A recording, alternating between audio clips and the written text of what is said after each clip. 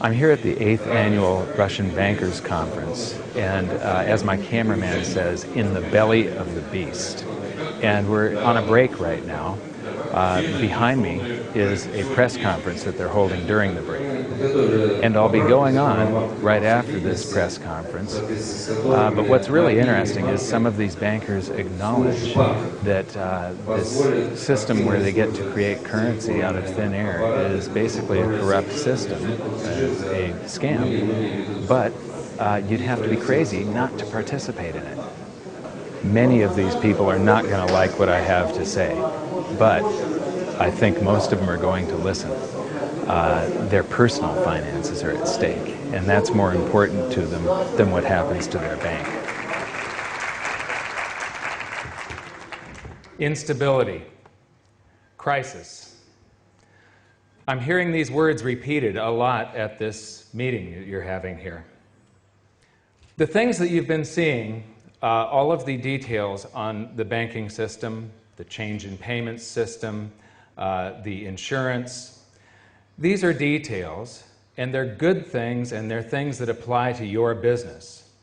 But in the big picture of things, they're just short-term noise. The crisis that you have just been through is nothing but a speed bump on the way to the main event. The storm that is coming is going to be bigger than anything that you have ever seen. There's a dollar crisis coming. There's a big deflation coming soon. The money supply of the United States has begun to contract for the first time since the Great Depression. This deflation will cause central banks around the world to try to inflate to help stimulate the economies. This causes a giant wealth transfer. One thing that I have found is that all markets around the world now trade in the same direction. All economies go in the same direction, and they all follow the United States.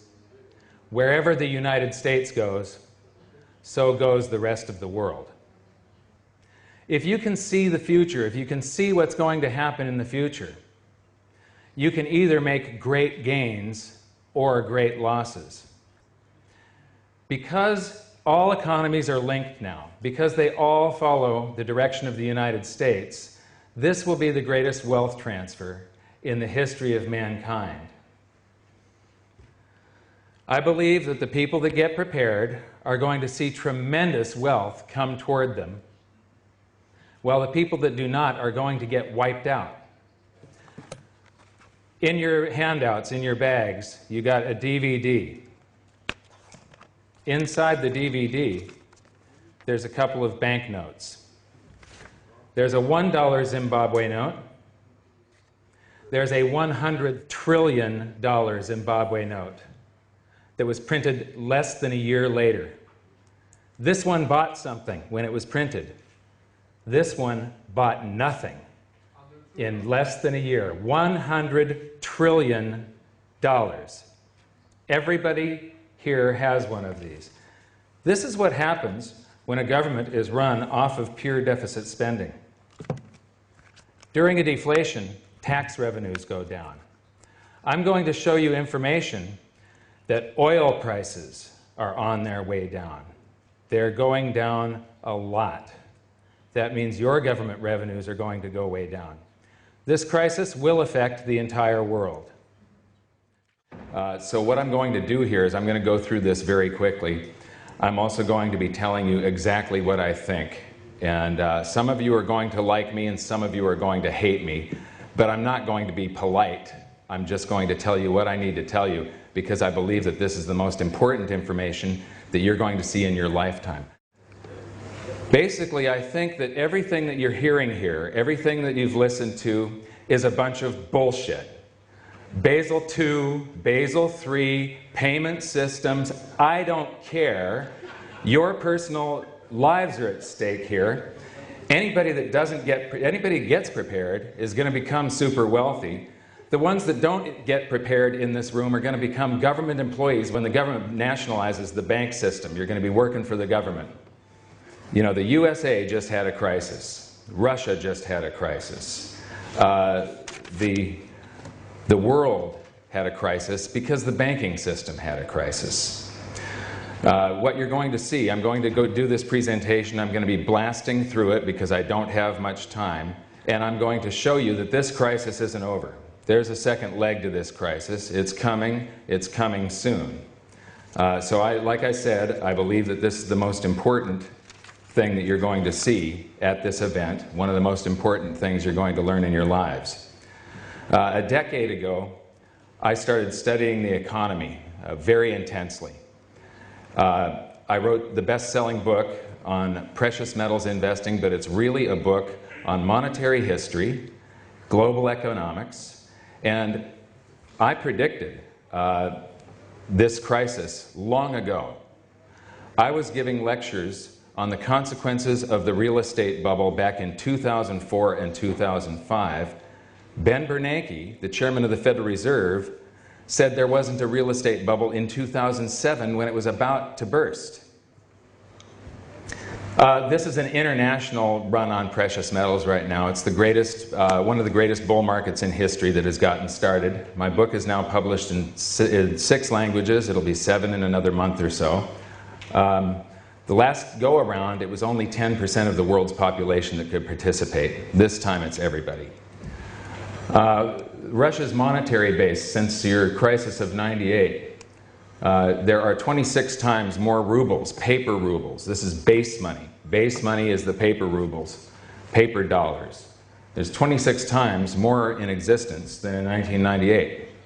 Did your population grow 26 times? I don't think so. Your population, I'm told, is shrinking. This is where inflation comes from. You guys are suffering big inflation. That's where it comes from. Prices. In the United States, we lie. The government lies about inflation statistics. So does your government. It's no surprise. They're saying that prices are only up 3 times since 2001. Your money supply, base money, is up 10 times in that same period of time. Banks create money by monetizing the private debts of businesses and individuals. That's the Federal Reserve. I know that you guys don't think that you're creating money when you create loans, but when those loans get deposited into another bank that you've created, you have created money. And then they get redeposited. Every time you write a loan, that loan is going to somebody that's going to buy something. When that seller deposits that currency in his account, there's now 2 bank balances that show money in them, not just one. And this is where most of the money supply of a country that has an advanced monetary system comes from. So I'm going to whip through this very quickly. It doesn't really matter if you understand it or not, but this is how currency is created. And what I've found is that almost nobody really knows how currency is created. In the United States, the Treasury issues a bond which is nothing but an IOU, and the primary dealers, the biggest banks, come and show up at the Treasury auctions and buy those bonds. A few of those banks are now dead. Then the Federal Reserve, through something called open market operations, will show up and either drain liquidity from the system or add liquidity to the system, and they will buy some of those bonds. When they do, they write a check from a checkbook that has nothing in it, and currency springs into existence, base money, paper dollars. Then the next month, those banks go back and show up at a Treasury auction and buy more bonds. So what ends up happening is you have this buildup of bonds at the Treasury and base money, bonds at the Federal Reserve and base money at the Treasury, and then the government will do some deficit spending, and the government employees, the soldiers, the government contractors will deposit that in the commercial banks, your banks. Now, the miracle of fractional reserve lending comes into play. You create a loan by taking a portion of that depositor's currency. I'm going to use a 10% reserve ratio as an example here because it's easy math. So somebody deposits 100 rubles. You borrow 90 of that out of their account and you loan it to somebody. And that person buys something, a house or a car or whatever. The seller then deposits that into his bank account. And so now there are 190 rubles in existence. Then that bank takes 90% of that deposit and loans them out. And now there are 271 rubles in existence. And this process repeats and repeats, and under a 10% reserve ratio, it's possible. You wouldn't do this because you wouldn't push your balance sheets right to the edge, because you could get shut down. But if you go right out to the reserve ratio, and the reserve ratio is 10%, $100 rubles can create 1,000 by you guys. So that's it. That's the currency supply. It's a couple of bucks that was whipped up in this scam here, I call it, where they swap IOUs. A bond is an IOU. Loan me $1 trillion, I promise to pay you back $2 trillion in 30 years. A check is an IOU. Here's my check. You can go to the bank and pick up cash. So they swap IOUs, currency springs into existence. You guys get to magnify it, and you guys get to get rich off of this system, so it's really a good system for you. This system does transfer wealth from the population to the government and the banking system continually. So it's the whole currency system is a couple of bucks whipped up by that system, and then a bunch of numbers that you guys type into your computers when you create loans. It's just credits and debits on the books. In the United States, we pay a lot of income tax. I know that you guys don't here. Most of your government income comes from oil. I'm going to show you that oil is going to crash, prices are going to go down, you're going to have a really severe crisis here. The crisis is going to start in the United States though. But anyway, in the United States, we have to work for some of that currency supply so that we can save it up so that we can pay tax.